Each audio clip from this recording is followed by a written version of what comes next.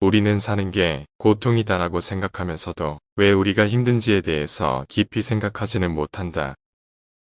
심지어 고통의 원인을 우리 자신이 아닌 외부에서 찾고 남 탓만하기 일수다.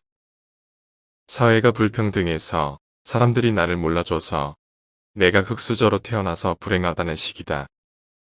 그러나 쇼펜하우어는 대부분의 많은 고통이 우리 자신에게서 비롯된다고 주장한다. 쇼펜하우어는 인간을 욕망의 존재라고 규명했다. 그에 따르면 인간은 밑빠진 독처럼 끝없는 욕망에 시달리는 존재다. 그래서 우리는 어떤 욕망이 충족되면 곧 권태를 느끼고 또 다른 욕망에 시달리는 굴레에서 쉽게 벗어나지 못한다. 이를 두고 쇼펜하우어는 인생은 고통과 권태 사이에서 오락가락하는 시계추와 같다라는 짧고 간명한 한 문장으로 예리하게 표현하기도 했다. 그는 우리에게 고통이 삶의 본질이라는 사실을 있는 그대로 받아들여야 한다고 외친다. 인생과 세계의 진상을 제대로 인식할 때 비로소 우리는 어지간한 고통도 담담히 받아들이면서 우리의 삶과 화해할 수 있다는 희망의 메시지를 전한다. 할 수 있는 일이라면 기꺼이 하고 견뎌야 하는 일이라면 기꺼이 견뎌내라. 어쩔 도리가 없는 상황에서는 상황이 좋아질 것이라는 일말의 기대조차 갖지 말라. 우리는 우리가 살고자 하는 삶이 아니라 살 수 있는 삶을 살아야 한다. 인간이 살고 있는 이 세상은 그가 바라보는 각도에 따라 모양이 달라진다. 사람들이 질투의 감정에 사로잡히는 이유는 자신보다 나은 처지의 사람을 바라보기 때문이다. 그 사람이 자신보다 많은 재물을 가지고 있거나 다른 사람으로부터 더 많은 사랑을 받고 있다고 느낄 때 사람들은 대부분 자신의 비참함을 돌아보게 된다. 모든 불행의 시작은 비교하는 것으로부터 시작된다. 그러나 생각해보라. 이 지구상에 나보다 불행한 사람이 얼마나 많은지를. 태어날 때부터 눈이 멀었거나 듣지 못하는 사람들, 한 끼 식사도 제대로 못하는 사람들, 그들도 역시 그대의 주변에서 그대와 함께 살아가고 있는 사람들이다. 지금 얼마나 많은 사람들이 그대보다 앞서 있는가를 생각하기보다는 얼마나 많은 사람들이 그대의 뒤를 따르고 있는가를 생각하라. 고통이란 삶의 본질적 요소이다. 다른 사람들의 상황을 부러워하는지는 모르지만 사실 그러한 상황은 그 사람들의 성격에 맞을 뿐이고 당신의 성격에 맞는 것은 아닐 수도 있다. 만일 당신이 그 상황에 놓인다면 자기를 불행하게 느낄 것이고 참는 것조차 거의 불가능할지도 모른다. 물고기에게는 물속이, 새에게는 공중이, 두더지에게는 땅속이 행복한 것처럼 자기에게 적합한 분위기만이 행복을 주는 것이다. 우리는 흔히 자기가 가진 것은 생각지도 못하고 자신에게 부족한 것만 생각한다. 그럼으로써 불행의 길을 걷는다. 절제가 기쁨을 낳는다. 언제 닥칠지 모르는 사건 때문에 마음의 평화를 잃는 일은 없어야 한다. 이를테면 우리는 불행한 일이 절대로 일어나지 않을 것이라거나 적어도 지금 당장은 일어나지 않을 것이라고 생각할 필요가 있다. 이미 바꿀 수 없는 불행한 과거는 되도록 빨리 잊자. 오히려 우리는 그것을 디딤돌로 삼아 더 멀리 뛰자. 객관적인 환경이 아니라 자기 마음의 움직임에 따라 행복과 불행은 서로 위치를 바꾼다. 고통이 없고 동시에 권태가 없는 삶이야말로 가장 행복한 삶이다. 그것이 바로 행복의 절정이다. 인간을 행복과 불행을 가르는 것은 객관적인 그 무엇이 아니다. 단지 그것을 우리가 어떻게 느끼고 받아들이는가에 달려있을 뿐이다. 그리고 그런 느낌과 인식은 훌륭한 건강을 전제로 할 때만 올바를 수 있다. 건강하면 모든 것이 기쁨의 원천이 된다. 행복은 건강이라는 나무에서 피어나는 꽃이다. 건강한 몸과 마음을 유지하기 위해 부단히 노력해야만 한다. 인간은 행복하게 살기 위해 이 세상에 왔다. 이 말은 곧 내일부터 행복하게 살라는 것이 아니라 지금 이 순간부터 행복하게 살기 위해 노력하라는 뜻이다. 많이 웃는 사람은 행복하고 많이 우는 사람은 불행하다. 건강을 유지하기 위해 노력해야 한다. 명랑한 마음은 건강의 가장 확실한 소득이다. 행복을 형성하는 요소들 가운데 가장 중요한 것은 쾌활한 성격이다. 쾌활한 성격을 가지고 있는 사람은 삶을 즐겁게 받아들이며 스스로 행복하다고 느낀다.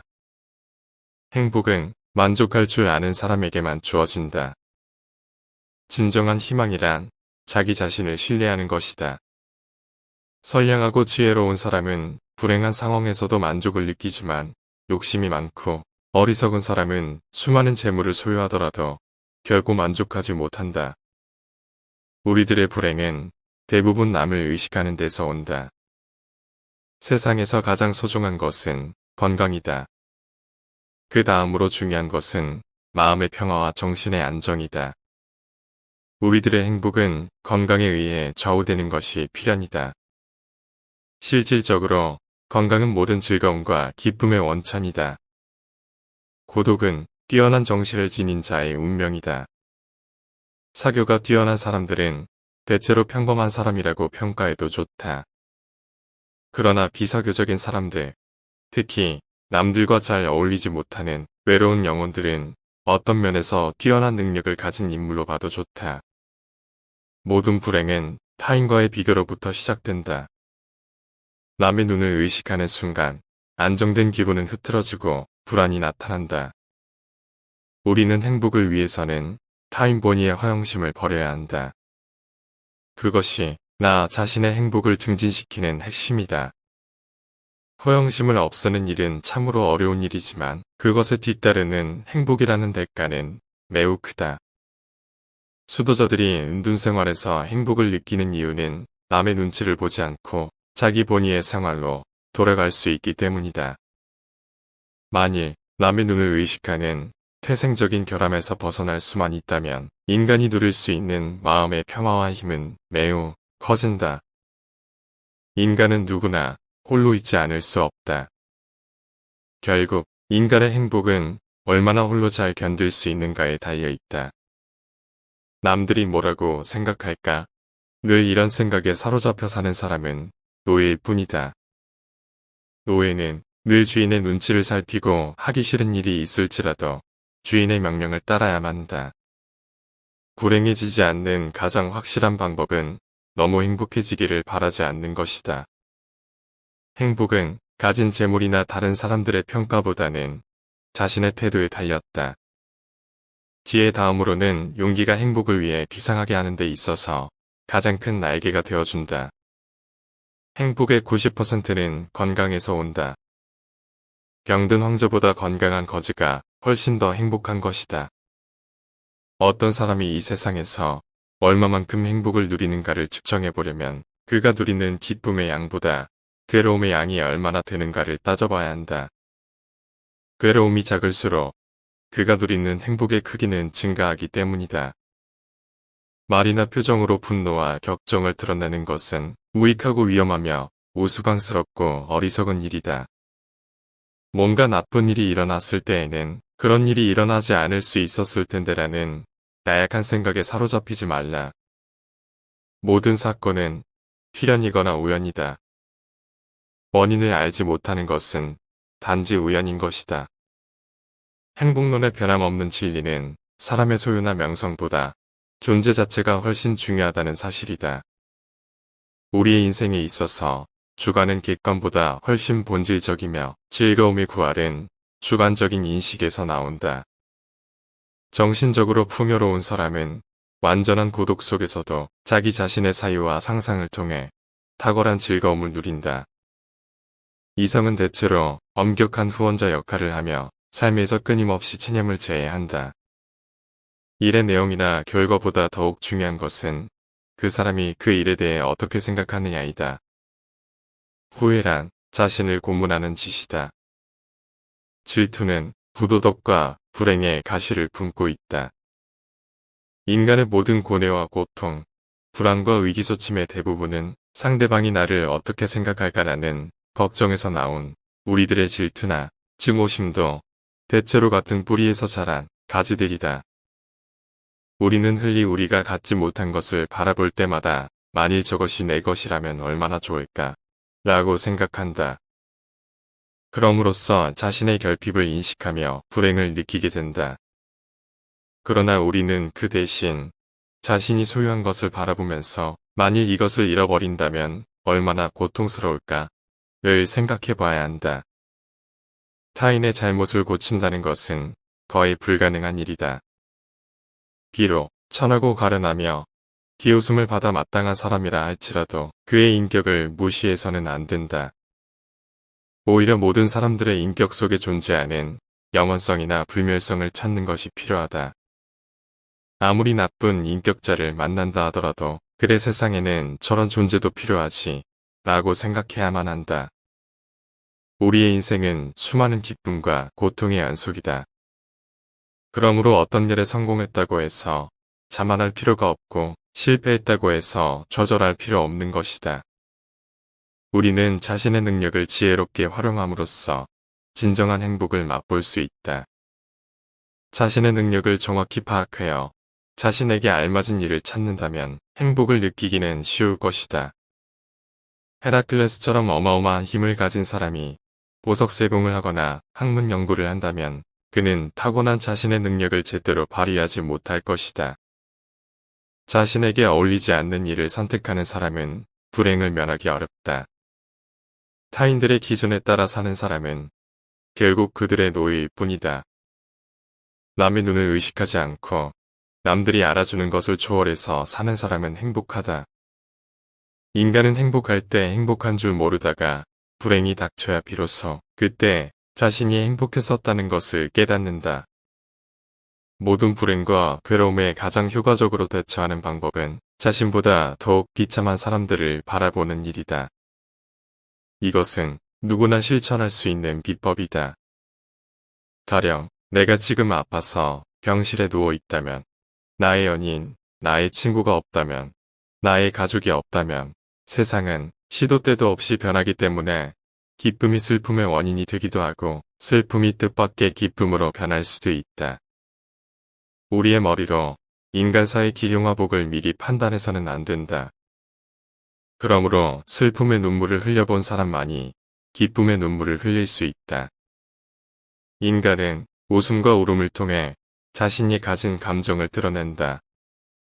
웃음은 기쁨과 행복, 울음은 슬픔과 증오를, 기쁨이 충만한 삶, 그곳에는 행복이 미소 짓는다. 행복을 배달하는 쾌활함이라는 보물을 얻기 위해 노력하라. 결코 미리 불행을 상상하며 걱정하지 말라. 눈앞에 불행이 선명하게 나타나기 전에는 결코 걱정하지 않는 것, 그것이 바로 지혜로운 자의 생활이다. 성공과 실패가 서로 교차하는 것, 그것이 바로 우리네 삶의 본질이다. 자신의 외부에서 행복을 발견하려고 하는 사람은 어리석다. 밖에서 행복을 얻으려고 하면 불행을 초래할 뿐이다. 시야가 좁을수록, 행동의 범위가 작을수록 우리는 더욱 편안하게 행복을 느낀다. 시야와 행동의 범위가 넓어지면 넓어질수록 걱정과 욕망이 증가하기 때문에 만족을 쉽게 얻지 못한다.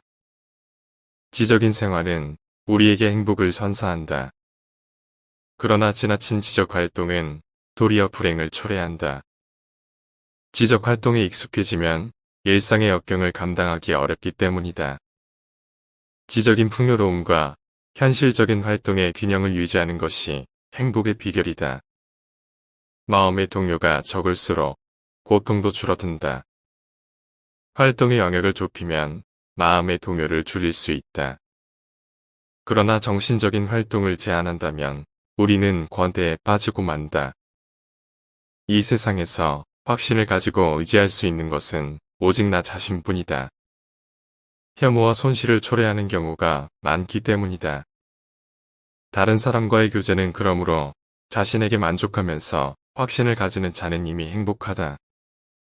고귀한 성품이나 뛰어난 불쾌한 성격, 예민한 판단, 건강한 육체 등은 행복해지기 위한 필수 요건들이다. 삶이 어떤 것으로 다가오는가 하는 문제는 전적으로 그 사람의 기본에 따라 달라진다. 행복을 측정하는 유일한 척도는 평온한 마음이다. 젊고 아름답고 부유한 사람이라고 해도 그 사람이 진정으로 행복한지 아닌지는 판단할 수 없다. 행복은 결코 객관적인 사실 속에 존재하는 것이 아니기 때문이다.